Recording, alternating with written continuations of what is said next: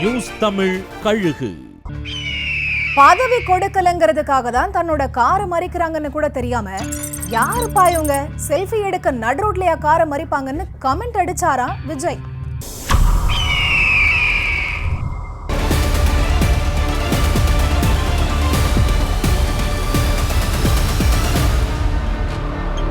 கட்சியில நடக்கிறது எதுவுமே விஜய்க்கு தெரியலங்கிறத உறுதிப்படுத்துற மாதிரி தான் விஜயோட நடவடிக்கைகள் இருக்குங்கிறாங்க. தூத்துக்குடி மத்திய மாவட்டத்துக்கு புதுசா மாவட்ட செயலாளர் நிர்வாகிகளை நியமிச்ச விஜய் அவங்கள நேர்ல பார்க்க பனையூருக்கு வர சொல்லி இருந்தாரு.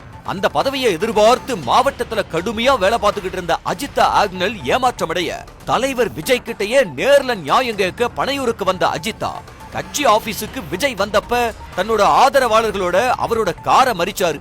அவங்கள சந்திக்காத விஜய் மறியல் செஞ்சவங்களை அப்புறப்படுத்திட்டு ஆபீஸுக்குள்ள போயிட்டாரு. உள்ள போன உடனே என்னப்பா இது, என் கூட போட்டோ செல்ஃபி எடுக்க ரோட்லயே காரை மறிக்கிறாங்கன்னு கமெண்ட் அடிக்க சுத்தி இருந்த நிர்வாகிகள் என்ன சொல்றதுன்னே தெரியாம முழிச்சாங்களாம். செய்திகளை பார்த்து அஜித்தா விவகாரத்தை தெரிஞ்சுக்கிட்ட விஜய் இன்னும் அவங்க வெளியில இருக்காங்களாமே, நான் எப்படி வீட்டுக்கு போறது அப்படின்னு நிர்வாகிகள் கிட்ட கேட்டாராம். தாவேக்கவனுடைய துணை பொதுச் செயலாளர் நிர்மல்குமார் ஆபீஸ்ல இருந்து வெளியில வந்து அஜித்தாவை அந்த ரோட்டோட ஒரு ஓரத்துக்கு அழைச்சு பேச ஆர்ப்பாட்டம் செஞ்ச கூட்டம் களைய துவங்கிச்சு.